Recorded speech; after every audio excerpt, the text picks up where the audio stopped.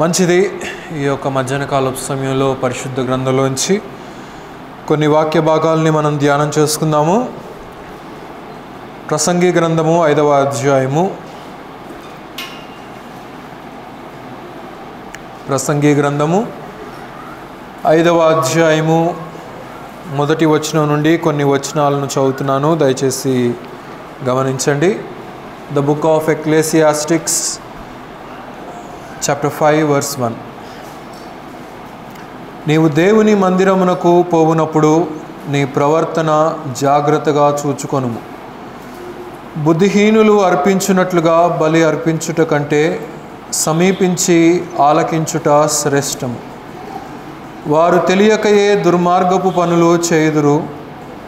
నీవు దేవుని సన్నిధిని అనాలోచనగా పలుకుటకు నీ హృదయమును త్వరపడనీయక నీ నోటిని కాచుకొము. దేవుడు ఆకాశమందు ఉన్నాడు, నీవు భూమి మీద ఉన్నావు, కావున నీ మాటలు కొద్దిగా ఉండవలెను. విస్తారమైన పనిపాట్ల వలన స్వప్నము పుట్టును, పెక్కు మాటలు పలుకువాడు బుద్ధిహీనుడగును. నీవు దేవునికి మ్రొక్కుబడి చేసుకొనిన ఎడల దానిని చెల్లించుట ఆలస్యము చేయకుము. బుద్ధిహీనుల యందు ఆయనకు ఇష్టము లేదు. నీవు మ్రొక్కుకొనిన దానిని చెల్లించుము. నీవు మ్రొక్కుకొని చెల్లింపకుండుట కంటే మ్రొక్కుకొనకుండుటయే మేలు. నీ దేహము శిక్షకు లోబర్చునంత పని నీ నోటి వలన జరగనీయకుము. అది పొరపాటు చేత జరిగినని దూత ఎదుట చెప్పకుము. నీ మాటల వలన దేవునికి కోపము పుట్టించి నీవేళ నీ కష్టమును వ్యర్థపరుచుకునేదవు. అధికమైన స్వప్నములు మాటలు నిష్ప్రయోజనములు. నీ మట్టుకు నీవు దేవుని యందు భయభక్తులు కలిగి ఉండుము. ప్రభు ఈ కొద్ది వాక్య భాగాన్ని దీవించే రీతిగా చిన్న ప్రార్థన చేసుకుందాం. అందరి తలలో వచ్చి మమ్మల్ని మిక్కిలిగా ప్రేమించినటువంటి మా ప్రియ రక్షక మా ప్రభు యేసయ్య, ఈ యొక్క ఉదయకాలపు సమయంలోనైనా ఇంతవరకు ఆరాధన కార్యక్రమం అంతటిలో కూడా మీరే సర్వ మహిమ ఘనత పొంది ఉన్నారని నమ్ముచున్నాము నాయన. అలాగనే మా ప్రభు ఈ సమయంలో చదవబడినటువంటి లేఖన భాగంలో మీరు దీవించండి నాయన. వాటిలో ఉండేటువంటి సత్యాలను గ్రహించేటువంటి నేర్పును జ్ఞానాన్ని మాకు దయచేయండి నాయన. నిలువబడింది నేను మట్టివాడను మీ యొక్క శిలువ చాటును మరుగుపరిచి పరిశుద్ధాత్ముని యొక్క సహాయం ద్వారా మా హృదయాలకు కావలసినటువంటి మీ యొక్క జీవము కలిగినటువంటి వాక్యాన్ని మీరే మాకు వినిపింపచేదురని మా ప్రభువును మా రక్షకుడైనటువంటి యేసుక్రీస్తు వారి అతి శ్రేష్టమైనటువంటి నామములో స్తుతించి వేడుకొనుచున్నాము తండ్రి, ఆమేన్. ప్రభునందు ప్రియులారా, మనం చదువుకున్నటువంటి యొక్క వచన భాగంలో జ్ఞాని అయినటువంటి సొలొమోను ఒక విశ్వాసి ప్రవర్తించవలసినటువంటి ప్రవర్తన, ముఖ్యంగా దేవుని సన్నిధానానికి వచ్చినప్పుడు, ఆయనను ఆరాధించటానికి వచ్చినప్పుడు, ఆయన యొక్క సహవాసానికి వచ్చినప్పుడు, ఆయన యొక్క సన్నిధికి వచ్చినప్పుడు ఆయన సముఖములో మనం ఏ రీతిగా ప్రవర్తించాలి అనే విషయాలను మనకి ఇక్కడ తెలియచేస్తూ, కొన్ని విషయాలలో మనం ఎక్కడెక్కడ తప్పిపోతున్నామో, మానవుడు ఎక్కడెక్కడ దేవుని సన్నిధిలో ఏ విధమైనటువంటి ప్రవర్తనలో తప్పిపోతున్నాడు అనేటువంటి విషయాలు కూడా ఇక్కడ మనకు హెచ్చరిస్తున్నట్లుగా మనం చూడగలుగుతూ ఉంటున్నాం. అయితే ఒక 4 విషయాలు మాత్రం ఈ మధ్యాహ్న కాలపు సమయంలో నేను జ్ఞాపకం చేస్తాను. ఇక్కడ ఉన్నటువంటి సంగతులన్నీ కూడా ఎక్స్ప్లెయిన్ చేయడానికి మనకు సమయం లేదు. కానీ మొదటిగా మనం చూసినప్పుడు మొదటి వచనంలో 5:1 నీవు దేవుని మందిరమునకు పోవునప్పుడు నీ ప్రవర్తన జాగ్రత్తగా చూచుకొనుము అని అంటూ ఉంటున్నాడు. దేవుని సన్నిధి చాలా ప్రాముఖ్యమైనటువంటిది. ఎందుకంటే అక్కడ దేవుడు ఉంటాడు. దేవుడు పరిశుద్ధుడైనటువంటి దేవుడు. ఆయన ఈ యొక్క సృష్టిని సృష్టించినటువంటి దేవుడు, మానవులమైనటువంటి మనల్ని సృజించినటువంటి దేవుడు. ఆయన పాపము చేయనటువంటి దేవుడు, పాపం అంటే ఏంటో తెలియనటువంటి దేవుడు కనుక అలాంటి పరిశుద్ధుడైనటువంటి దేవుని యొక్క సముఖానికి పాపభూయిష్ఠులమైనటువంటి మానవులమైనటువంటి మనము ఆయన సముఖానికి చేరగలిగినటువంటి కృపను దేవుడు కల్పించాడు. అది ఆయన మరణ పునరుద్ధానముల ద్వారా, ఆయన రక్షణ ప్రణాళిక ద్వారా ఆయన సముఖములోనికి వచ్చి ఆయనను ఆరాధించి ఆయనను స్తుతించేటువంటి గొప్ప ధన్యతను మనకి ఇచ్చాడు. పాత నిబంధన కాలంలో మనం చూస్తే ఆయన నామాన్ని ఉచ్చరించటానికి, యెహోవా అని పలకటానికి, యేసు ప్రభు అని పలకటానికి మరి ఎలాంటి అర్హత లేనటువంటి మానవుడిని మనం గమనించవచ్చు. కానీ క్రొత్త నిబంధన కాలానికి వచ్చేసరికి అవేవి కూడా లేకుండా దేవుడు ఒక వెసులుబాటునిచ్చాడు. ఆయన సముఖంలోనికి ప్రవేశించి చేరి స్తుతించి మరి ఆయన నివసించేటువంటి ఆ యొక్క పరిశుద్ధమైనటువంటి మందిరావరణంలో మరి మానవులమైనటువంటి మనము చేరి స్తుతించేటువంటి కృపను దేవుడు ఇచ్చాడు అని అంటే అది ఆయన కృప వలన మనం వచ్చి ఉన్నామనే విషయాన్ని మనం గుర్తించి ఇక్కడ సొలొమోను చెప్తున్నట్లుగా నీ ప్రవర్తన జాగ్రత్తగా చూచుకొనుము అని ఇక్కడ తెలియచేస్తూ ఉంటాడు. ఇంగ్లీష్లో వాక్ ప్రూడెంట్లీ అని చెప్పి తెలియచేస్తూ ఉంటాడు. ఆయన సహవాసంలోనికి వచ్చినప్పుడు చాలా జాగ్రత్తగా ఉండాలి, చాలా అటెంటివ్గా మనం ఉండాలి. ఆయన ఏం చెప్తాడో మరి మనం వినటానికి సిద్ధంగా మనం ఉండాలి, ఆయనను ఆరాధించడానికి సిద్ధంగా ఉండాలి, ఆయనను స్తుతించడానికి సిద్ధంగా ఉండాలి, ఆయనకు మన మొక్కుబడులు చెల్లించడానికి సిద్ధంగా ఉండాలి. అన్ని విషయాలలో కూడా విశ్వాసి ఆయన సముఖానికి వచ్చేసరికి, ఆయన సహవాసానికి వచ్చేసరికి అలర్ట్గా ఉండాలి. ఎందుకంటే మనం ఆఫీస్లో అలర్ట్గా ఉన్నా లేకపోయినా, స్కూల్లో అలర్ట్గా ఉన్నా లేకపోయినా, కాలేజ్లో అలర్ట్గా ఉన్నా లేకపోయినా, ఎక్కడ అలర్ట్గా ఉన్నా లేకపోయినా లోకంలో దేవుని సహవాసానికి వచ్చేసరికి అలర్ట్నెస్ అనేది చాలా ప్రాముఖ్యమైనటువంటిది. అది మన శారీరక బాడీ లాంగ్వేజ్లో కూడా కనబడాలి. మన ప్రవర్తనలో, మన మాటలో, మన చూపులో, మన నడవడికలో, మన నడకలో, అన్ని విషయాలలో కూడా దేవుని సముఖంలో ఉన్నామనేటువంటి నిబద్ధత ఉన్నామనేటువంటి భయము మన వ్యక్తిత్వంలో, మన ఆత్మీయతలో మరి కనబడాలనేది మనకిక్కడ తేటపరుస్తూ ఉంటున్నాడు. కనుక నీ ప్రవర్తనను జాగ్రత్తగా చూసుకొనుము. ఇశ్రాయేలీయులు ఆ విషయంలో తప్పిపోయారు. ఇశ్రాయేలీయులు దేవుని సహవాసంలో ఉన్నామని, దేవుడు మనతో ఉంటున్నాడని, దేవుడు మాతో వస్తున్నాడని అనేటువంటి విజ్ఞతను వారు కోల్పోయి అనేక సందర్భాల్లో తమను తాము దేవుని ఎదుట దోషులుగా కనబరుచుకున్నారు. ఎందుకంటే దేవుడు ప్రతి క్షణంలో కూడా మనల్ని చూస్తూ ఉన్నాడనేటువంటి అవగాహన మనం కలిగి ఉండాలి. మరి ముఖ్యంగా దేవుని సముఖానికి వచ్చినప్పుడు ఆ ఆలోచన అనేది మనం విస్మరించటానికి వీలు లేదు. ప్రియులారా, ఇశ్రాయేలీయులు ఆ విషయంలో తప్పిపోయారు. అందుకే దేవుడు వారిని గురించి అంటాడు, వీరు నాకు పరిశుద్ధుల గుంపుగా కనబడట్లేదు, వీరు నాకు పాపుల గుంపుగా కనబడుతుంటున్నారు.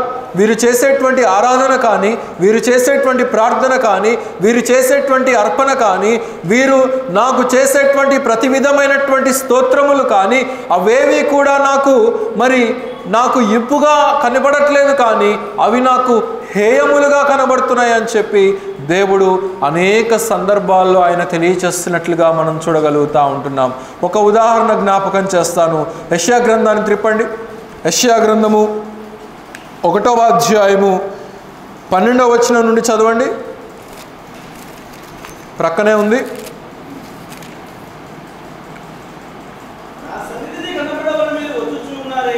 నా సన్నిధిని కనబడవలనని మీరు వచ్చుచూ ఉన్నారే, నా ఆవరణములను త్రొక్కుటకు మిమ్మల్ని రమ్మన్నవాడు ఎవడు? కనుక ఇక్కడ నా సన్నిధికి మీరు వస్తున్నారు, అసలు మిమ్మల్ని రమ్మన్నటువంటి వాడు ఎవరు? మీ జీవితాలు సరిగ్గా లేకుండా, మీ ప్రవర్తన సరిగ్గా లేకుండా, మీరు లోకంలో మీకు ఇష్టం వచ్చినట్లుగా మీరు బ్రతికి, మీకు ఇష్టం వచ్చిన స్నేహాలలో తిరిగి, మీకు ఇష్టం వచ్చినటువంటి పాపాలన్నీ కూడా చేసుకుంటా మరి దేవుని సహవాసానికి వెళ్ళాలి, మరి ఆదివారం వచ్చింది ఏదో ఒక చర్చికి వెళ్ళాలి అనేసి వస్తూ మరి ఎవరో ఒకరు చెప్తున్నటువంటి వాక్యాలు వినాలి అనే ఏదో టైంపాస్కి నేడు సంఘాలలో ప్రపంచవ్యాప్తంగా మనం చూస్తే మరి నేడు సంఘాలలో ఉండేటువంటి క్రైస్తవ్యము ఆ రీతిగా తయారైపోతూ ఉంది. ఒక సరి అయినటువంటి నిలకడ లేనటువంటి తత్వము, ఒక సరి అయినటువంటి నిబద్ధత లేనటువంటి తత్వము, ఒక సరి అయినటువంటి ఎదుగుదలకు మరి దారి తీసేటువంటి ఆత్మీయమైనటువంటి జీవిత విధానము అనేక మందిలో ఉండట్లేదు. మీరు ఏలా నా సన్నిధికి వస్తున్నారు అని చెప్పేసి దేవుడు ఇక్కడ అనేక మందిని ప్రశ్నిస్తున్నట్లుగా మనం చూడగలుగుతూ ఉంటున్నాం. కనుక ఈ మధ్యాహ్న కాల సమయంలో మనల్ని మనం అవగాహన చేసుకోవలసినటువంటి అవసరత మన మీద ఉన్నది. మనల్ని మనం పరీక్షించుకోవలసినటువంటి అవసరత మన మీద ఉన్నది. ఇంకా క్రిందకి చదవండి. మీ నైవేద్యము వ్యర్థము, అది నాకు అసహ్యము పుట్టించు ధూపార్పణము, దానిని కను తేకుడి. అమావాస్యయు విశ్రాంతి దినమును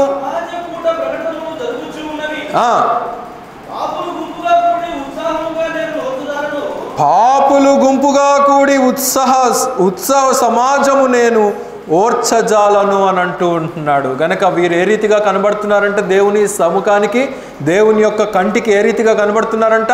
పాపుల ఉత్సవము చేసేటువంటి జనముగా కనబడుతున్నారంట. ఎక్కడైనా దేవునిని ఆరాధించేటువంటి బిడ్డలు కూడితే అది పరిశుద్ధమైనటువంటి జనముగా కనబడాలి, దేవుని యొక్క సహవాసంలా కనబడాలి, దేవునికి ఇష్టమైనటువంటి బిడ్డలు ఇక్కడ చేరి ఉన్నారనేది కనబడాలి. కానీ నేడు ప్రపంచంలో అనేక స్థలాలలో మందిరాల్లో సమకూడుతున్నారు, కానీ దేవునికి ఇష్టము లేనటువంటి జీవితాలు వారు జీవిస్తూ, వారు ప్రవర్తిస్తూ, వారు అనేక విషయాలలో ఇక్కడ అంటూ ఉన్నాడు కదా, అమావాస్య విశ్రాంతి దినము, అనేక అటు లోకంలో ఉంటూ ఇటు దేవుని యొక్క సహవాసంలో ఉంటూ అనేక రకాలైనటువంటి విధి విధానాల్లో వీళ్ళు పాల్పొందుతున్నారు, కానీ వారి హృదయాలు నాకు దగ్గరగా లేవు గనుక వీరు పాపుల సమాజము అని చెప్పి దేవుడు ఇక్కడ తెలియచేస్తూ ఉంటున్నాడు. ఎక్కడైతే ఒక క్రమశిక్షణ అనేది ఉండదో, ఎక్కడైతే ఒక డిసిప్లిన్ అనేది ఏదైతే ఉండదో, లోకంలోనైనా సరే ఆత్మీయతలోనైనా సరే ఒక క్రమశిక్షణ అనేది చాలా అవసరమైనటువంటిది. ఆ క్రమశిక్షణకు తగినట్లుగా మనల్ని మనం టేమ్ చేసుకోవాలి, మనల్ని మనం సిద్ధపరచుకోవాలి, దానికి లోబడాలి. లోబడినటువంటి జీవిత విధానాన్ని దేవుని ఎదుట మనం కనుపరిచే విధానంగా మనం జీవించవలసినటువంటి వారమై ఉంటున్నాం. నేడు ప్రపంచంలో అనేక మంది ఆ రీతిగా తయారైపోతూ ఉంటున్నారు. సరి అయినటువంటి ఆరాధన ఉండదు, సరి అయినటువంటి రొట్టెరసాలు ఉండవు, సరి అయినటువంటి మరి స్తుతి అర్పణ ఉండదు, సరి అయినటువంటి స్తోత్రార్పణ ఉండదు. ఇవేవి కూడా లేకుండా ఏదో చర్చిలకి వెళ్తున్నామంటే వెళ్తున్నాం, మరలా ఇంటికి వస్తున్నాం అనేది ఇదంతా కూడా వాడుకైపోయింది, రొటీన్ అయిపోయింది. ఇది రొటీన్గా చేసేటువంటి భక్తి దేవుని ఎదుట సరిపోదనేది మనం ఇక్కడ గుర్తించుకోవాలి.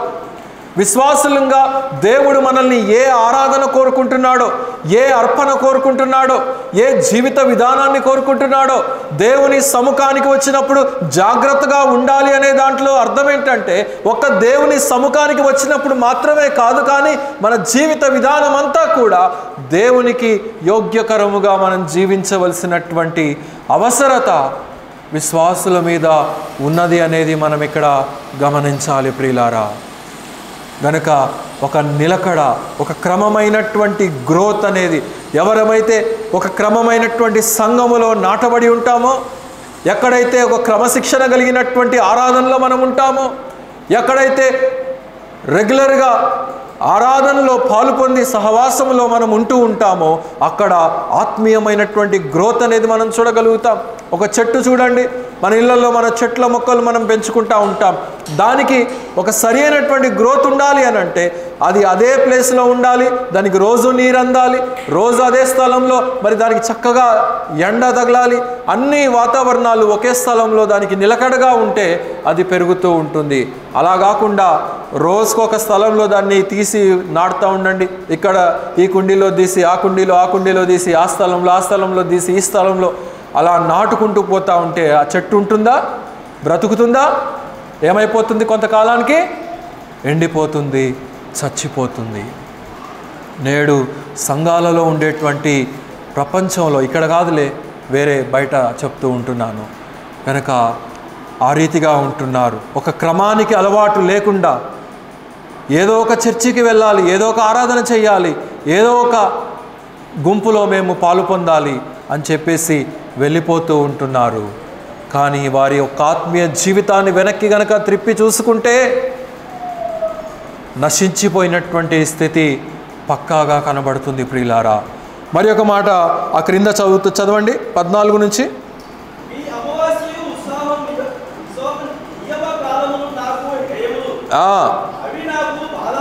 అవి నాకు బాధాకరములు, వాటిని సహింపలేక విసికి ఉన్నాను. మీరు మీ చేతులు చాపునప్పుడు మిమ్మును చూడక నా కన్నులను కప్పుకొందును అని ఇక్కడ తెలియచేస్తూ ఉంటున్నాడు. దేవుడు ఏం చేస్తాడంట, వీరు చేతులు చాపినప్పుడు దేవుని మందిరంలోనే ఉంటున్నారు, దేవునికి ఆరాధన చేయటానికే వీరు వెళ్తూ ఉన్నారు. దేవుని సహవాసంలో ఉండి తమ చేతులు మరి ఎత్తి దేవుణ్ణి ఆరాధించాలని అనుకుంటున్నారు. కానీ దేవుడు ఏం చేస్తున్నాడంట, దేవుడు వారి కళ్ళి చూడడు అని చెప్పి తెలియచేస్తూ ఉంటున్నాడు. నా కన్నులను నేను కప్పుకుందును. ఇలాంటి పాప భూయిష్టమైనటువంటి మరి అటు లోకములో ఇటు సంఘంలో కలిసి జీవించేటువంటి ఇటువంటి వ్యక్తులు చేసేటువంటి ఆరాధన నేను చూడటం కంటే నా కన్నులను నేను మూసుకొనటం నాకు ఉత్తమం అని చెప్పి దేవుడే అనుకుంటున్నట్లు ఇక్కడ మనం చూస్తూ ఉంటున్నాం. ఇంకా క్రిందకి చదవండి. మీరు బహుగా ప్రార్థన చేసినను నేను వినను, మీ చేతులు రక్తముతో నిండి ఉన్నవి, మిమ్మును మీరు కడుగుకొనుడి, శుద్ధి చేసుకొనుడి, మీ దుష్క్రియలు నాకు కనబడకుండా వాటిని తొలగింపుడి. మొదట క్లీన్ యువర్ సెల్ఫ్, మిమ్మును మీరు శుద్ధీకరించుకొనండి, మీ హృదయాన్ని శుద్ధీకరించుకోండి, మీ జీవితాన్ని శుద్ధీకరించుకోండి, మీ ప్రవర్తనను శుద్ధీకరించుకోండి, మీ ఆలోచనను శుద్ధీకరించుకోండి, మీ నడతను శుద్ధీకరించుకోండి. ఏ ఏ విషయాలలో అయితే దేవుని సముఖంలో మీరు తప్పిపోయారని చెప్పి మీ హృదయాలకు తేటపరంగా మీకు తెలుస్తున్నది కనుక ఆ విషయాల్లో మిమ్మల్ని మీరు శుద్ధీకరించుకొని అప్పుడు నాకు ప్రార్థన చేయండి, అప్పుడు నాకు చేతులు ఎత్తండి, అప్పుడు నాకు విన్నపాలు చేయండి, నేను ఆలకిస్తానని చెప్పి దేవుడు ఇక్కడ మాట్లాడుతూ ఉంటున్నాడు. ప్రియులారా, నేడు అనేక మంది ఆ సత్యాన్ని గ్రహించలేకపోతూ దేవుని యొక్క శాపాన్ని తమ యొక్క జీవితాల మీదకు తెచ్చుకుంటూ ఉంటున్నారు. భౌతికంగా దీవెన వచ్చినప్పటికీ కూడా ఆత్మీయమైనటువంటి పతనము కనబడతా ఉన్నది. అది వారు గ్రహించుకోవట్లేదు అనేది మనం ఇక్కడ గమనించవచ్చు. అయితే ఇక్కడ యెషయా ఏమని పలుకుతున్నాడంటే, మిమ్మును మీరు కడుగుకొనుడి, శుద్ధీకరించుకొనండి అని చెప్పి తెలియచేస్తూ ఉంటున్నాడు. దేవుని సముఖానికి మనం వచ్చినప్పుడు ప్రవర్తన జాగ్రత్తగా ఉండాలి. జాగ్రత్తగా ఉండాలి అంటే మన హృదయము శుద్ధీకరించబడిన హృదయాలు ఉండాలి గనక అలాంటి విధి విధానాలు మనలో ఉండాలనేది దేవుడు ఇక్కడ తెలియచేస్తూ ఉంటున్నాడు. రెండో మాట ఏమంటున్నాడంటే, ఇక్కడే ప్రసంగి గ్రంథము 5వ అధ్యాయము, బుద్ధిహీనులు అర్పించినట్లుగా బలి అర్పించుట కంటే సమీపించి ఆలకించుట శ్రేష్టము, వారు తెలియకయే దుర్మార్గపు పనులు చేయుదురు అని అంటూ ఉంటున్నాడు. రెండవది బలి అర్పణ, దేవునికి ఆరాధన, దేవునికి అర్పించేటువంటి అర్పణ, స్తుతి కావచ్చు, ఆరాధన కావచ్చు, మరి కానుక కావచ్చు, ఏదైనప్పటికీ కూడా మరి వారు చేసేటువంటి అర్పణ, వారు చెల్లించేటువంటి నైవేద్యము, వారు చేసేటువంటి స్తుతి, మరి ఇవన్నీ కూడా నాకు హేయములుగా కనబడుతున్నాయి అంటున్నాడు. బుద్ధిహీనులు అర్పించినట్లుగా మీరు అర్పించవద్దు అంటే దేవుడు అంటే ఎవరో తెలుసుకొని, దేవుని యొక్క సత్యం అంటే ఏంటో తెలుసుకొని, వాక్యం అంటే ఏంటో తెలుసుకొని, దేవుని యొక్క వాక్యంలో చెప్పబడినటువంటి నియమ విధులు, న్యాయ విధులు, కట్టడలు, శాసనాలు, అనేక రకాలైనటువంటి విధి విధానాలు ఒక విశ్వాసికి ఏవేవైతే చెప్పబడ్డాయో వాటన్నిటినీ కూడా మనం గ్రహించుకోవలసినటువంటి వారమై ఉంటున్నాం. గ్రహించుకొని వాటి ప్రకారమైనటువంటి అర్పణను దేవునికి అర్పించవలసినటువంటి బాధ్యత మన మీద ఉన్నది. ప్రియులారా, ఇదే సొలొమోను ఒక మాట అంటాడు. సామెతల గ్రంథానికి తిప్పండి. సామెతల గ్రంథము 15వ అధ్యాయము 8వ వచనం.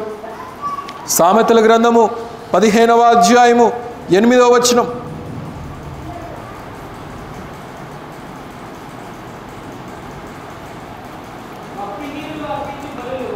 భక్తిహీనులు అర్పించు బలులు యెహోవాకు హేయములు. యథార్థవంతుల ప్రార్థన గనుక భక్తిహీనులు అర్పించేటువంటి అర్పణలు దేవునికి ఎలా ఉంటున్నాయంట? హేయముగా కనబడుతూ ఉన్నాయంట. The sacrifice which the wicked people are offering అంటు the God, it is looking like an abomination అంటు ద లార్డ్. గనుక అది దేవునికి హేయముగా కనబడుతూ ఉన్నది అని చెప్పి ఇక్కడ తెలియచేస్తూ ఉంటున్నాడు. కనుక మన అర్పణ దేవునికి హేయముగా కనబడతా ఉన్నదా? దేవునికి ఇంపైనటువంటిదిగా కనబడతా ఉన్నదా? అందుకే ఎఫెసీయులకు రాసిన పత్రిక 5:2 మనం చూస్తూ ఉంటాం, అది దేవునికి ఇంపైనటువంటి సువాసనగా ఉండాలి అని చూస్తూ ఉంటున్నాం. గనుక ఆ సువాసన కలిగినటువంటి స్తుతి అర్పణను దేవునికి మనం అర్పించాలి. దేవుని సముఖంలోనికి వచ్చినటువంటి మనము, ఆరాధించేటువంటి మనము, దేవుడు మన జీవితాల్లో చేసినటువంటి ప్రతి విధమైనటువంటి మేలును జ్ఞాపకం చేసుకుంటున్నటువంటి మనము, ఆయన మన జీవితాల్లో ఇచ్చినటువంటి ఆ విలువైనటువంటి రక్షణకు తిరిగి మనం కృతజ్ఞత చెల్లిస్తూ ఉంటుండగా, ఆ చెల్లించేటువంటి ఆ విధానంలో మరి దేవునికి అర్పించేటువంటి అర్పణ దేవుడు స్వీకరించేదై ఉండాలి. అంతేకాని దేవునికి అది హేయమైనటువంటి అర్పణగా ఉండకూడదు. శత్రువు తరిమి కొట్టేదిగా అది ఉండకూడదు. ఒకసారి అబ్రహాం ఏం చేశాడంటే, దేవునిని ప్రసన్నం చేసుకోవటం కొరకు, మరి నాకు పిల్లలు లేరు నాయన, మరి చాలా సంవత్సరాలు అయిపోయింది, నా దాసుడైనటువంటి ఎలియాజరే నా యొక్క ఆస్తి అంతటికి కూడా మరి కర్తగా ఉండేటట్టున్నాడు అని చెప్పి అంటూ ఉన్నప్పుడు దేవుడు అబ్రహాముకు కనబడి అబ్రహాము యొక్క చెయ్యిని పట్టుకొని దేవుడు బయటికి తీసుకొని వెళ్ళి గృహంలో నుండి, అదిగో పైన ఉన్నటువంటి ఆకాశమును చూడు, ఆకాశంలో ఉండేటువంటి నక్షత్రాలను చూడు, ఆ నక్షత్రాలను కనుక నీకు చేతనైతే లెక్కపెట్టు అని చెప్పంటే, నేను లెక్కపెట్టలేనయ్యా అని చెప్పాడు. ఆ నక్షత్రాలు కనుక ఏ రీతిగా ఉన్నాయో అంతకంటే మించినటువంటి సంతానాన్ని నేను నీలో నుండి నేను రప్పిస్తానని చెప్పి దేవుడు వాగ్దానం చేశాడు.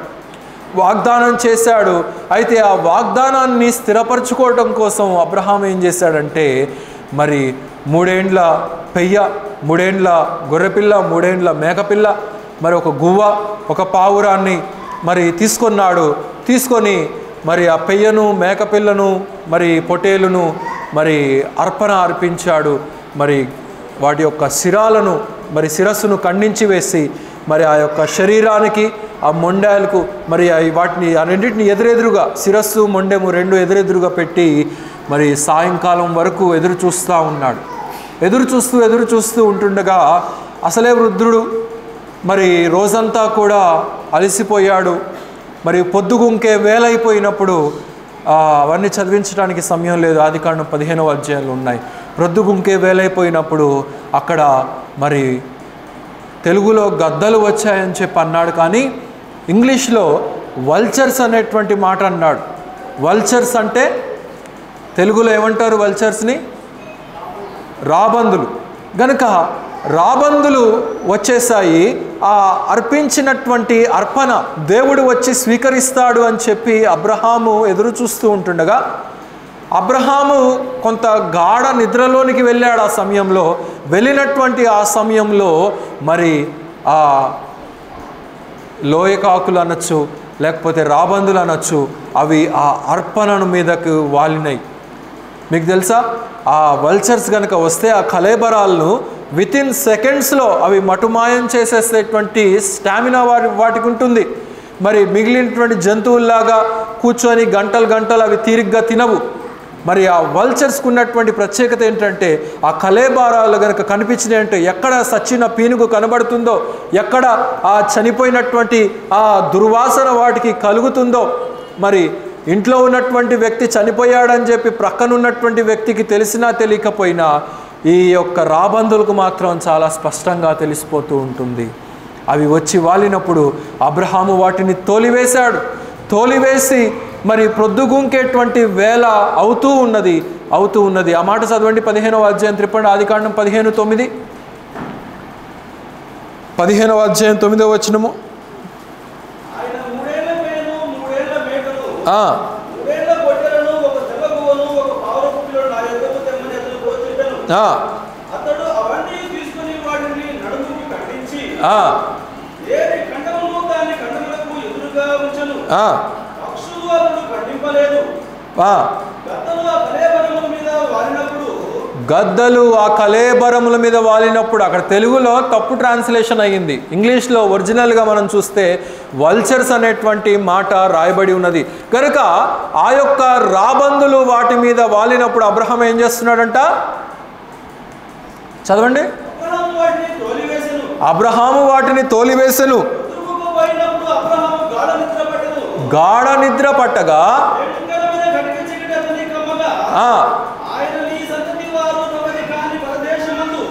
చాలండి. గనక అక్కడ అబ్రహాము యొక్క సంతానానికి కలగబోయేటువంటి మరి ఆ యొక్క కవెనెంట్ని అక్కడ స్థిరపరుస్తున్నట్లుగా, వాగ్దానాన్ని అక్కడ స్థిరపరుస్తున్నట్లుగా మనం చూస్తూ ఉంటున్నాము. అయితే అబ్రహాముకు పొద్దుగుంకేటువంటి వేళ అయినప్పుడు, అంటే పొద్దుగుంకేటువంటి వేళ అంటే ఓల్డ్ ఏజ్కు సంకేతంగా ఉంటుంది. అంటే ఒక విశ్వాసి తన వృద్ధాప్యంలో ఉంటుండగా మరి అక్కడ అబ్రహాముకు గాఢ నిద్ర కలిగెను. అంటే దాన్ని ఆత్మీయంగా మనం అన్వయించుకుంటున్నప్పుడు మరి గాఢ నిద్ర, ఆత్మీయమైనటువంటి స్థితిలో మనము గనక గాఢ నిద్ర కలిగి దేవునికి అర్పించేటువంటి అర్పణ మీద గనక మనకు సరి అయినటువంటి అవగాహన లేకపోయినట్లయితే శత్రువు వచ్చి దాడి చేసేయటానికి అవకాశం ఉన్నది. రాబందులు వచ్చి మనము చెల్లించేటువంటి అర్పణ మీద, మనము ఆయనకు చెల్లించేటువంటి స్థుతి మీద వాలేటువంటి అవకాశం ఉన్నదనేది మనం ఇక్కడ గమనించాలి. అయితే అబ్రహాం అక్కడ భౌతికంగా మరి వృద్ధాప్యంలో ఉండి భౌతికమైనటువంటి నిద్రనే అక్కడ ఉన్నది, ఆత్మీయంగా నిద్రపోయాడనేది కాదు అక్కడ అర్థము. కానీ మరి విశ్వాసులంగా మనం కూడా అలాంటి ఆత్మీయమైనటువంటి నిద్రను ప్రక్కన పెట్టేయాలి. ఎందుకంటే రాబందులు గనుక వాలినట్లుగా సాతానుడు మన జీవితాల మీద వాలటానికి వాడు సంసిద్ధత కలిగి ఉంటున్నాడు. వాడు ఎప్పుడు మనలో సచ్చినటువంటి వాసన వస్తుందా, ఎప్పుడు వీనిలో నుండి పీనుగా కంపు కొడుతుందా, మరి వీడి మీద నేను వాలి వీడి యొక్క ఆత్మీయ జీవితాన్ని సర్వనాశనం చేయాలని చెప్పి వాడు ఎదురు చూస్తూ ఉంటున్నాడు అనేది మనం ఇక్కడ గమనించాలి ప్రియులారా.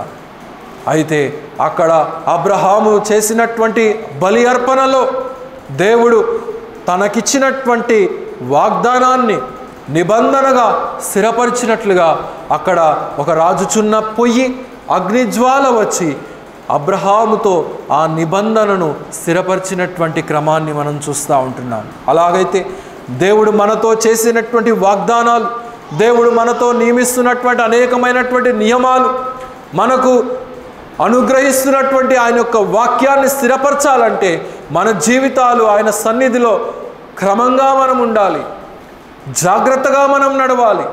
బుద్ధిహీనులు అర్పించినటువంటి అర్పణలు అవి హేయములుగా ఉంటున్నాయి. అలాగున ఉండక బుద్ధి కలిగినటువంటి వారు అర్పించేటువంటి అర్పణలుగా మన జీవితాలు ఉండాలి అనేటువంటి విషయాన్ని ఇక్కడ మనకు దేవుడు జ్ఞాపకం చేస్తూ ఉంటున్నాడు ప్రియులారా. కనుక మొదటిది మన ప్రవర్తన జాగ్రత్తగా ఉండాలి, రెండవది మన బలి అర్పణ శ్రేష్టమైనదిగా ఉండాలి. మూడవదిగా మనం చూసినప్పుడు 2వ వచనంలో, నీవు దేవుని సన్నిధికి ఆలోచనగా పలుకుటకు నీ హృదయమును త్వరపడనీయక నీ నోటిని కాచుకొనుము అని అంటూ ఉంటున్నాడు. మూడవది ఏమంటున్నాడంటే, do not rash with your tongue. నీ యొక్క నాలుకతో దేవుని సముఖములో ఉన్నాననేటువంటి విజ్ఞతను నీవు కోల్పోయి, దేవుని యొక్క సహవాసములో ఉంటున్నాననేటువంటి జ్ఞానాన్ని నీవు కోల్పోయి, నీవు పలకకూడనటువంటి మాటలు దేవునితో పలకకూడదు అనేది ఇక్కడ తెలియచేస్తూ ఉంటున్నాడు. కనుక ఏది పడితే అది దేవునితో మాట్లాడటానికి వీలు లేదు. ఎందుకంటే ఇక్కడ అంటూ ఉన్నాడు కదా, దేవుడు ఆకాశమందు ఉన్నాడు, నీవు భూమి మీద ఉన్నావు, కావున నీ మాటలు కొద్దిగా ఉండవలెను అని ఇక్కడ తెలియచేస్తూ ఉంటున్నాడు. కనుక మనం పలికేటువంటి ప్రతి మాట, దేవుని సన్నిధిలో మనం పలికేటువంటి ప్రతి మాట కూడా మనము అవగాహన కలిగి ఉండవలసినటువంటి వారమై ఉంటున్నాం. ఏది పడితే అది మనం మాట్లాడటానికి వీలు లేదు, ఎలా పడితే అలా మాట్లాడటానికి వీలు లేదు. దేవుని సముఖంలో మనం ఉంటున్నామని, ఆకాశంలో ఉంటున్నాడు దేవుడు అని ఎందుకు ఇక్కడ చెప్తున్నాడో తెలుసా? ఎందుకంటే మనం భూమి మీద ఉంటున్నాం, మనల్ని చూసేటువంటి వాడు ఒకడు ఉన్నాడు పైన. ఆయన ఆకాశములో నుండి ప్రతి వ్యక్తిని ఆయన చూస్తూ ఉన్నాడంట. ఏ వ్యక్తి నా హృదయానికి అనుగుణంగా నడుస్తాడా, ఏ వ్యక్తి నా ఆలోచనకు అనుగుణంగా ప్రవర్తిస్తాడా అనేది ఆయన మరి ఆకాశంలో నుండి ఆయన చూడటానికి ఇష్టపడుతున్నాడంట. కీర్తనకారుడు మనకు ఆ మాటను తెలియచేస్తూ ఉంటాడు. కనుక ఆయన మనల్ని చూడటానికి ఇష్టపడుతూ ఉంటుండగా మనము ఏది పడితే అది మాట్లాడితే ఎట్లా? దేవుని సన్నిధిలో ఉండి మన మాటలు కొద్దిగా ఉండాలి, తగ్గింపుతో ఉండాలి. అవి హెచ్చించుకునేటువంటివిగా ఉండకూడదు, అవి దేవునికి అసహ్యములుగా ఉండేవి ఉండకూడదు. దేవుని సన్నిధిలో ఉండి మనం బూతులు మాట్లాడతా, అనేక రకాలైనటువంటివి మాట్లాడతా, మనం ఇంట్లో ఏ రీతిగా మాట్లాడతామో, ఆఫీస్లో ఏ రీతిగా మాట్లాడతామో అదే రీతిగా దేవుని సన్నిధిలో కూడా మనం మాట్లాడితే దేవుడు వింటున్నాడు అనేటువంటి జ్ఞానము అన్ని సమయాల్లో ఆయన వింటాడు. ఇంట్లో ఉన్న ఆయన వింటాడు, సన్నిధిలో ఉన్న దేవుడు వింటాడు. కానీ మరి ముఖ్యంగా దేవుని సహవాసంలో మనం ఉంటున్నప్పుడు మన మాటలు కొద్దిగా ఉండాలి అనేది ఇక్కడ తెలియచేస్తూ ఉంటున్నాడు. సామెతల గ్రంథం 15వ అధ్యాయం 4వ వచనం. సామెతల గ్రంథము 15వ అధ్యాయము 4వ వచనం. సాత్వికమైనటువంటి నాలుక జీవము అని అంటూ ఉంటున్నాడు. కనుక సాత్వికమైనటువంటి నాలుకను మనం అవలంబించుకోవాలి, మనం నేర్చుకోవాలి. కనుక అది జీవానికి నడిపించేదిగా ఉంటుంది, అంటే దేవునికి దగ్గరగా నడిపించేదిగా. మన నోటి నుండి వచ్చేటువంటి ప్రతి మాట కూడా మనల్ని ఏం చేస్తుందంట? దేవునికి దగ్గరగా నడిపిస్తుంది. మనుషులకి ఇష్టం లేనటువంటి మాటలు మాట్లాడేమనుకోండి, ఏమైపోతాము? ఆటోమేటిక్గా మనుషులకు దూరం అయిపోతూ ఉంటాం. కానీ మనుషులకు ఇష్టమైనటువంటి మాటలు మనం మాట్లాడితే ఆటోమేటిక్గా మనుషులకు ఏ రీతిగా అయితే దగ్గర అవుతామో అలాగే ఆత్మీయమైనటువంటి జీవితంలో కూడా దేవుడు ఎన్నుకోదగినటువంటిది, దేవుడు స్వీకరించదగినటువంటి మాట, స్తుతి, అర్పణ ఏదైనప్పటికీ కూడా దేవుడు స్వీకరించేదిగా, దేవుడు వినేదిగా మన నోటి నుండి వచ్చేటువంటి మాట మనము మరి ప్రచురించాలి అనేది మనం ఇక్కడ గమనించాలి ప్రియులారా. అలాగే అక్కడే సామెతలు 10:19 కూడా చదవండి. 10వ అధ్యాయం 19వ వచనం.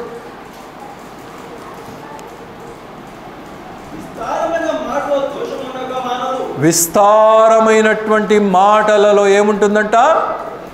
దోషము ఉండక మానదు అని ఇక్కడ తెలియచేస్తూ ఉంటున్నాడు. We have to be content in talking. మనల్ని మనం మరి నియంత్రించుకునేటువంటి వారంగా మనం ఉండాలి.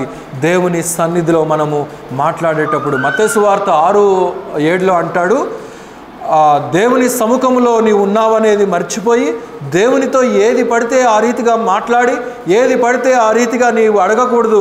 ఎందుకంటే దేవుడు నీ తండ్రి నీవు అడగక మునిపే నీకు సమస్తమును కూడా ఆయన అనుగ్రహిస్తున్నాడు కదా. ఆ రీతిగా ఆయన అనుగ్రహిస్తూ ఉంటున్నప్పుడు నీవు ఏ రీతిగా పడితే ఆ రీతిగా మాట్లాడితే ఎలా? అంతే కదా, అంతేనా కాదా? పరలోకపు తండ్రి మన ఆత్మకు ఏది కావాలో ఆయన మనం అడగక మునిపే ఆయన అనుగ్రహిస్తూ ఉంటున్నాడు. ఆత్మకే కాదు, శరీర అవసరతలన్నీ కూడా ఆయన మనకు ఇస్తూనే ఉంటున్నాడు. కనుక ఆయన సమస్తాన్ని మనకు అడగక మునిపే అనుగ్రహిస్తూ ఉంటున్నప్పుడు మరలా ఆయనను దూషించనేలా, మరలా ఆయనకు తిరుగుబాటు చేయనేలా ఇశ్రాయేలీయులు అదే చేశారు. అనేకమైనటువంటి దేవుని నుండి పొందుతూనే మరలా తిరుగుబాటు చేస్తూనే వచ్చారు. మరలా తమ నోటి మాటలతో దూషిస్తూ వచ్చారు, హేళన చేస్తూ వచ్చారు. ఎక్కడున్నాడయ్యా దేవుడు? ఆయన ఉంటే మాకెందుకు ఈ యొక్క గతి పడుతుంది అని చెప్పేసి వారు తిరుగుబాటు చేస్తూ వచ్చారు. కొన్నిసార్లు ఇళ్లలో ఉండేటువంటి పిల్లలు కూడా గమనించండి, ఏం చేసావు నువ్వు అని చెప్పి అంటారు. అవునా? తల్లిదండ్రులు చెప్పాలి, అంటారా పిల్లలు? ఏం చేసావు నువ్వు, ఏం తెచ్చావు నువ్వు, మాకు ఏం పెట్టావు అని చెప్పి అంటూ ఉంటారు.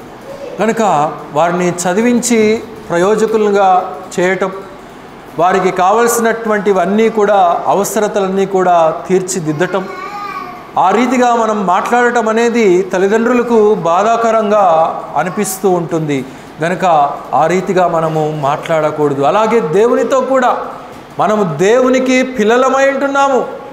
మొదటి పత్రిక యోహాను మొదటి పత్రిక 3:1 మనం చూస్తూ ఉంటాం, మీరు దేవుని పిల్లలై ఉంటున్నారనే దేవుడు అక్కడ తెలియచేస్తూ ఉంటున్నాడు. గనుక మన మాటలు కొద్దిగా ఉండాలి అనేది ఇక్కడ మనకు తెలియచేస్తున్నట్లుగా మనం చూస్తూ ఉంటున్నాం. హోషేయ గ్రంథము 6వ అధ్యాయం 6వ వచనంలో ఒక మాట అంటాడు, గమనించండి. హోషేయ గ్రంథము 6:6.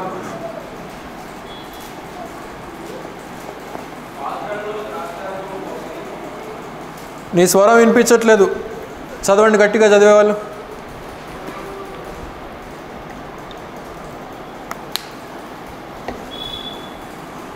హోషేయ గ్రంథం దొరకలేదా? దానియేలు పక్కనే ఉంటుంది. నేను బలిని కోరను కానీ కనికరమునే కోరుచూ ఉన్నాను, దహన బలుల కంటే దేవుని గూర్చిన జ్ఞానము నాకిష్టమైనది. ఆదాము నిబంధన మీరినట్లు వారు నా ఎడల విశ్వాసఘాతకులై నా నిబంధనను మీరి ఉన్నారు అని ఇక్కడ తెలియచేస్తూ ఉంటున్నాడు. కనుక ఎఫ్రాయిమీల సంతానము ఏ రీతిగా వారు దేవుని సముఖంలో నుండి తప్పిపోయారో, వారి నోటి మాటల వలన ఏ రీతిగా వారు దేవుణ్ణి గాయపరిచారో అనేటువంటి విషయాలు అక్కడ చెప్పబడి ఉన్నాయి. గత సంవత్సరం బైబిల్ క్లాసులు అవన్నీ నేను ఎక్స్ప్లెయిన్ చేశాను. కానీ ఇక్కడ మనం చూస్తూ ఉంటున్నాము, దేవుడు ఇచ్చినటువంటి నిబంధన నుండి వారు తొలగిపోయి విశ్వాసఘాతకులుగా తమను తాము వారు చేసుకున్నట్లుగా మనం చూస్తూ ఉంటున్నాం. కనుక దేవుడు మనల్ని తొలగింప చేయడు, కానీ మనల్ని మనమే దేవుని సన్నిధిలో నుండి తొలగించుకునేలాగా మనం చేస్తూ ఉంటాం. దానికి కారణం ఏంటంటే మనం దేవుని సన్నిధిలో ప్రవర్తించాల్సినటువంటి ప్రవర్తించం. మన హృదయం అనేటువంటి బలిపీఠంలో నుండి అర్పించవలసినటువంటి అర్పణను మనం అర్పించం. మన నోటి నుండి ఆయనకు చేయవలసినటువంటి స్తోత్ర కీర్తనను ఆయనకు తగినట్లుగా జీవించి మనము చెల్లించము. గనుక వాటిని బట్టి మనము కొట్టివేయబడేటువంటి స్థితిలోనికి దిగజారిపోతామనేది మనం ఇక్కడ గమనించాలి ప్రియులారా. కనుక 4వదిగా మనం చూసినప్పుడు ఏమంటున్నాడో గమనించండి. 4వ వచనంలో, నీవు దేవునికి మ్రొక్కుబడి చేసుకుని ఎడల దాన్ని చెల్లించుటకు ఆలస్యము చేయకము, బుద్ధిహీనుల యందు ఆయనకు ఇష్టము లేదు. నీవు మ్రొక్కుకొనిన దానిని చెల్లించుము, నీవు మ్రొక్కుకొని చెల్లింపకుండుట కంటే మ్రొక్కుకొనకుండుటయే మేలు అని ఇక్కడ తెలియచేస్తూ ఉంటున్నాడు. 4వదిగా, కీప్ ద వో which you have promised unto God. నీవు దేవునితో చేసినటువంటి నిబంధన, నీవు దేవునికి ఇస్తానన్నటువంటి దానిని, నీవు దేవునికి చేస్తానన్నటువంటి దానిని, ప్రభువా నేను ఇది చేస్తాను అని అంటే అది చెయ్యాలి. నీకు కష్టమైనా, నీకు నష్టమైనా, నీకు ఇబ్బందులు వచ్చినా, నీవు అప్పులు పాలైనా కానీ నీవు దేవునికి ఇస్తానన్నది నీవు ఇవ్వాలి, నీవు చేస్తానన్నది నీవు చెయ్యాలి, నీవు అర్పిస్తానన్నటువంటి అర్పణ నీవు చెయ్యాలి. గనుక నీవు నియమించుకున్నటువంటి నియమము నుండి నీవు దేవునిలో మరి వెనకంజ వేయటానికి వీలు లేదనేటువంటి విషయాన్ని ఇక్కడ మనకు జ్ఞాపకం చేస్తూ ఉంటున్నాడు ప్రియులారా. సంఖ్యాకాండం త్రిప్పండి, 30వ అధ్యాయం 2వ వచనం. సంఖ్యాకాండము 30వ అధ్యాయము 2వ వచనం. ఇది యెహోవా ఆజ్ఞాపించిన సంగతి, ఒకడు యెహోవాకు మ్రొక్కుకొనిన ఎడల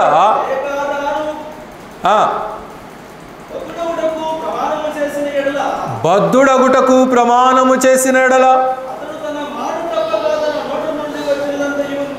అతడు తన మాట తప్పక తన నోట నుండి వచ్చినటువంటి ప్రతీదీ కూడా నెరవేర్చవలెను. ఇది ఎవరు చెప్తున్నటువంటి మాట? టోనీ చెప్తున్నటువంటి మాట కాదు, ఇది యెహోవా దేవుడు చెప్తున్నటువంటి ఆజ్ఞ అని చెప్పి తెలియచేస్తూ ఉంటున్నాడు. కనుక మన నోటి నుండి దేవుని సన్నిధిలో మనం ఒప్పుకున్నటువంటి ప్రతీదీ కూడా, ప్రభువా నేను నీకు ఈ పరిచర్యలో నేను నిమగ్నత కలిగి ఉంటానని చెప్పాను, దాంట్లో నేను ఉంటాను, నేను నీకు నీ యొక్క సహవాసానికి ఇది నేను చేస్తాను, నేను నీ యొక్క సన్నిధిలో 10వ భాగాన్ని నేను క్రమంగా ఇస్తాను. చాలామంది గమనించండి, 1 నెల ఇస్తారు, ఇంకో నెల ఇయ్యరు, లేకపోతే ఒక 6 నెలలు ఇస్తారు, ఇంకొక 6 నెలలు ఇయ్యరు. వారికి బుద్ధి పుడితే ఇస్తారు, బుద్ధి పుట్టకపోతే ఇవ్వరు. లేదా ఇంట్లో ఏదైనా బర్త్డేలో, డెత్ డేలో, మ్యారేజ్ డేలో వస్తే ఆ నెల ఇవ్వటం మానుకుంటూ ఉంటారు. కనుక దేవుడితో ఒక నిబంధన చేసినప్పుడు అది ఎలాంటి పరిస్థితుల్లో కూడా నీవు నియమించుకున్నటువంటి విధి విధానములో నుండి నీవు తప్పిపోకూడదు అనేది మనకిక్కడ దేవుడు తెలియచేస్తూ ఉంటున్నాడు. అది అర్పణల విషయంలో మరి ప్రాముఖ్యంగా మనం ఇక్కడ కట్టుబాటు కలిగి ఉండాలి అనేది మనకి ఇక్కడ తెలియచేస్తూ ఉంటున్నాడు. ప్రియులారా, మరి ఒక మాట చదివి సహాయం చేయండి. ద్వితీయోపదేశ కాండము 23వ అధ్యాయము 21వ వచనం త్రిప్పండి. ద్వితీయోపదేశ కాండము 23వ అధ్యాయము 21వ వచనం. నీవు నీ దేవుడైన యెహోవాకు మొక్కుకొనిన యెడల తరువాత నీ మొక్కుబడిని చెల్లించుటకు తడువు చేయకూడదు. గనక ఆలస్యం చేయకూడదండి. మనం ఆలస్యం చేస్తే మన జీవితాల్లో రావాల్సినటువంటి దీవెనలు, ఆశీర్వాదాలన్నీ కూడా లేట్ అయిపోతాయి. నీవు ఆఫీస్కి లేట్గా వెళ్ళి, స్కూల్కి లేట్గా వెళ్ళి, కాలేజ్కి లేట్గా వెళ్ళి, చర్చిల కంటే ఎటు తిరిగి లేట్గానే వస్తారనుకో, అది ఇక ఎన్నిసార్లు చెప్పినా జరిగేటువంటి ప్రక్రియే. కనీసం అర్పించేటువంటి అర్పణలోనైనా సరే దానికి ఒక నిమగ్నత కలిగి, నిబద్ధత కలిగి, ఒక డిసిప్లిన్తో అర్పించగలిగితే మరి దేవుడు మెచ్చుకునేటువంటి వాడై ఉంటాడు. కనీసం దాంట్లో కూడా నీవు తప్పిపోయినట్లయితే నీవు ఏ రీతిగా దేవునికి ప్రీతి పాత్రుడుగా ఉండగలుగుతావు అనేది మనం ఇక్కడ గమనించవచ్చు. ప్రియులారా, పాత నిబంధనలో లేవ్యకాండంలో 5వ అధ్యాయంలో ఒకవేళ ఒక కట్టుబాటును నుండి తొలగిపోయినటువంటి ఆ యొక్క వ్యక్తి మరి ఒక గొర్రెనో ఒక మేకపిల్లనో తీసుకొని వెళ్ళి ఆ యొక్క యాజకుని దగ్గరకు దానిని అప్పగించి తాను అప్పగించినటువంటి అర్పణను అప్పగించలేకపోయాడు గనక, తాను నియమించుకున్నటువంటి ప్రమాణాన్ని నెరవేర్చలేకపోయాడు గనక దానికి తగినటువంటి మరి ప్రక్రియను జరిగించమని, అంటే పాప పరిహారార్థ బలి, ట్రెస్పాస్ ఆఫరింగ్ అని అంటాడు ఇంగ్లీష్లో. కనుక పాప పరిహారార్థ బలిని అర్పించాలని చెప్పి ఒక దూత దగ్గరికి వెళ్ళి పలకాలి అని చెప్పి ఆ క్రింద వచనాల్లో మనం చూస్తూ ఉంటాం ఆ వచనాలను. కనుక ఆ రీతిగా చెయ్యాలని చెప్పి తెలియచేస్తూ ఉంటాడు. మరి ఈనాడు అవేవి కూడా దేవుడు మనకు నియమించలేదు, కానీ దేవుడు మరి దేవుని సముఖంలో ఇచ్చినటువంటి మాటను మనం తప్పకూడదు అనేది మనం ఇక్కడ జ్ఞాపకం చేసుకోవాలి. ప్రియులారా, ఒక ఉదాహరణ జ్ఞాపకం వస్తూ ఉన్నది.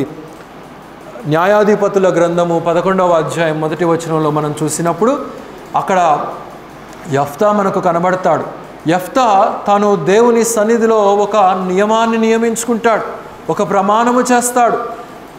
ప్రభువా, నేను గనక ఈ యొక్క మరి యుద్ధంలో మరి విన్ అయినట్లయితే, నేను గనక విజయాన్ని సాధించినట్లయితే ఏమని మొక్కుకుంటాడండి? నా గృహములో నుండి, నా యొక్క ఇంటిలో నుండి మొదటిగా ఏదైతే బయటకు వస్తుందో నేను దానిని చెప్పరేంటి ఏం చేస్తానన్నాడు? సమర్పిస్తానని చెప్పాడు. గనుక మరి విజయం పొందాడు. విజయం పొంది ఆనందంగా గృహానికి తిరిగి వస్తూ ఉంటుండగా గృహంలో నుండి ఎవరు వచ్చారు బయటకి? కూతురు బయటకు వచ్చింది, కుమార్తె బయటకు వచ్చింది. కుమార్తె బయటకి రాగానే మరి వెంటనే నిశ్చేష్టుడైపోయాడు.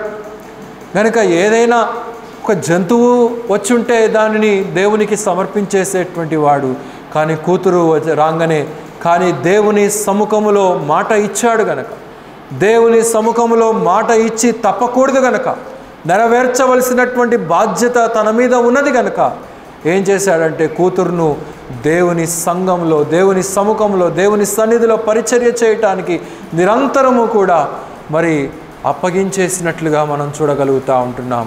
ఆ దినాన్ని ప్రతి సంవత్సరము కూడా ఒక ఉత్సవములాగా మరి జరిపినటువంటి యెఫ్తాను మనం గమనించగలుగుతూ ఉంటాం. అంటే యెఫ్తా మాట ఇచ్చి తప్పినటువంటి వాడు కాడు.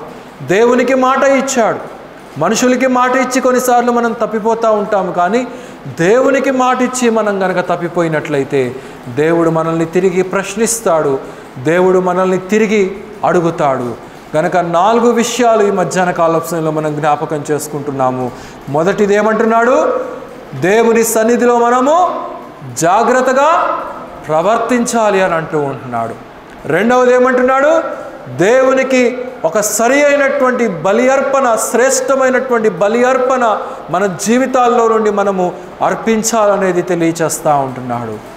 మూడవది మనం చూసినప్పుడు మన నోటి మాటలు కొద్దిగా ఉండాలి, దానిని ఎక్కువగా మాట్లాడి ఎక్కువ కష్టాలు, ఎక్కువ అనర్థాలు మనం దేవునితో కొని తెచ్చుకోకూడదు అనేది మనకు తెలియచేస్తూ ఉంటున్నాడు. నాలుగవది అతి ప్రాముఖ్యమైనటువంటిది, దేవునికి అర్పిస్తానన్నటువంటి అర్పణ, దేవునికి అర్పిస్తానన్నటువంటి కానుక, దేవునికి చెల్లిస్తానన్నటువంటి దశంభాగము తడువు చెయ్యక మనము నెరవేర్చి మాట నిలబెట్టుకునేటువంటి వారంగా మనం ఉండాలి. ఈ 4 విషయాలను కనుక మనం సాధించుకున్నప్పుడు గొప్ప దీవెన ఆత్మీయంగాను శారీరకంగాను మనం పొందుకుంటాం. కనుక అట్టి జీవిత విధానము దేవుడు మనందరికీ కూడా అనుగ్రహించి ముందుకు నడిపించునుగాక. అందరూ కూడా తలలు వంచినట్లయితే మనము ముగించుకొని సెలవు తీసుకుందాం. భూమి ఆకాశములను అందలి సమస్తాన్ని సృజించినటువంటి మా ప్రియ ప్రభువా, మా యేసయ్య, ఈ యొక్క ఉదయకాల సమయంలో నాయనా ఇంతవరకు మా హృదయాలకు కావలసినటువంటి మీ యొక్క వాక్యాన్ని మాకు వినిపింపచేశారయ్యా. అందును బట్టి వందనాలు నాయనా.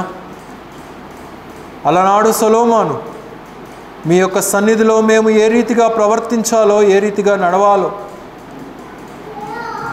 శత్రువు మా మీద దాడి చేయకుండా, రాబందులు వచ్చి మమ్మల్ని దండెత్తకుండా, మాలో నుండి దుర్వాసన రాకుండా ఒక ఇంపైనటువంటి సువాసనగా మా జీవితాలు ఏ రీతిగా మీ యొక్క సన్నిధిలో ఉండాలో కొన్ని విషయాలు మేము గ్రహించుకోగలిగాము నాయన.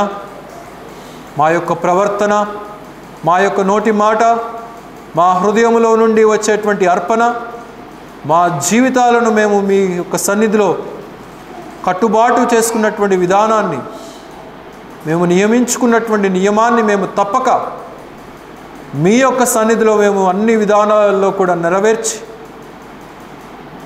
కొంత మాకు కష్టమైనప్పటికీ నష్టమైనప్పటికీ కూడా నాయన మీకు చెల్లించినటువంటి మాటను మేము నెరవేర్చే వారంగా మేము ఉండటానికి అట్టి జ్ఞానాన్ని, అట్టి విజ్ఞతను మాకు దయచేయండి నాయన.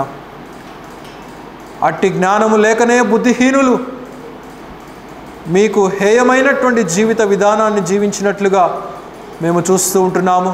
అలనాడు ఇశ్రాయేలీయులు జీవించారు. ఈనాడు సంఘాలలో ఉంటున్నటువంటి విశ్వాసులు కూడా సరి అయినటువంటి నిలకడ లేక, సరి అయినటువంటి ఆత్మీయమైనటువంటి ఎదుగుదల లేక, సరి అయినటువంటి జీవిత విధానము లేక ఏదో ఆరాధిస్తున్నాము, ప్రార్థిస్తున్నాము, స్తుతిస్తున్నామని చెప్పి అనుకుంటున్నారు. కానీ అది మీకు పాపపు ఉత్సవ సమాజముగా కనబడుతున్నది నాయన. అలాంటి వారముగా మేముండక నీతి కలిగినటువంటి జనాంగముగాను, రక్షణ కలిగినటువంటి జనాంగముగాను, మీ ఎడల యోగ్యమైనటువంటి ప్రవర్తన కలిగినటువంటి జనాంగముగా మేము, మా సంఘంలో ఉన్నటువంటి ప్రతి విశ్వాసి, ప్రతి బిడ్డ కనబడటకు మీ యొక్క సహాయం అనుగ్రహించమని ప్రార్థన చేయుచుంటున్నాం. ఈ మధ్యాహ్న కాల సమయంలో చేరి వచ్చినటువంటి ప్రియ బిడ్డలందరినీ కూడా నిండారులుగా దీవించండి, బలపరచండి. వారి వారి ఉద్యోగాల్లోనూ రాకపోకల్లోనూ మీ యొక్క సహాయం అనుగ్రహించండి. వారు చేస్తున్నటువంటి పనిపాట్లలోనూ వ్యాపారాల్లోనూ మీరు తోడుగా ఉండి సహాయం అనుగ్రహించండి నాయన. అలాగే ఎగ్జామ్స్ రాసి రిజల్ట్స్ కొరకు ఎదురు చూస్తున్నటువంటి బిడ్డలు ఉంటున్నారు నాయన. వారికి కావాల్సినటువంటి మంచి రిజల్ట్స్ని మీరు దయచేయండి. అనారోగ్యంగా ఉంటున్నటువంటి వారిని మీరు ముట్టి నుండి స్వస్థపరచండి. అలాగే గ్రామాల్లో ఉన్నటువంటి బిడ్డలను క్షేమంగా తిరిగి మా మధ్యకు నడిపించండి నాయన. చంటి బిడ్డలు ఉంటున్నారు నాయన, కావాల్సినటువంటి ఆరోగ్యాన్ని దయచేయండి. ఎండ వేడిమి ఎవరికి కూడా తగలకుండా మీ యొక్క చల్లని నీటిలో ప్రతి ఒక్కరిని కనికరించమని ప్రార్థన చేయుచుంటున్నాం. యూట్యూబ్ లైవ్ ద్వారా కూడా వీక్షిస్తున్నటువంటి ప్రతి ఒక్కరిని నిండారులుగా దీవించండి నాయన. ఈ జీవం కలిగినటువంటి మాటలు మా సంఘము ద్వారా నడిపించబడుతున్నటువంటి ప్రతి కార్యక్రమం కూడా అనేక ప్రాంతాలలో విస్తరించబడి ఆయా వ్యక్తులు దీవించబడుటకు, వారి జీవితాలు కట్టుకొనుటకు, మీలో బలపడుటకు మీ యొక్క సహాయం అనుగ్రహించమని ప్రార్థన చేయుచుంటున్నాం. తిరిగి ప్రియ బిడ్డలందరూ కూడా వారి వారి గృహాలకు వెళ్తుంటట్టుగా మీ యొక్క క్షేమంతో నింపి ముందుకు నడిపించి మీరే మమ్మల్ని దీవించి ముందుకు నడిపించుదురండి. మా ప్రభువును మా రక్షకుడైనటువంటి యేసుక్రీస్తు వారి అతి శ్రేష్టమైనటువంటి నామంలో స్తుతించి ప్రార్థించి అడిగి వేడుకొనుచున్నాము తండ్రి. ఆమేన్. మన తండ్రి అయినటువంటి దేవుని యొక్క ప్రేమయు, మన ప్రభువును మన రక్షకుడైనటువంటి యేసుక్రీస్తు వారి యొక్క కృపయు, పరిశుద్ధాత్ముని యొక్క అన్యోన్య సహవాసము సన్నిధి సర్వలోకంలో ఉన్నటువంటి పరిశుద్ధులందరితో పాటు మనకును సదాకాలం తోడై నడిపించునుగాక. ఆమేన్. అందరికి వందనాలండి. సెలవు తీసుకుంటాం.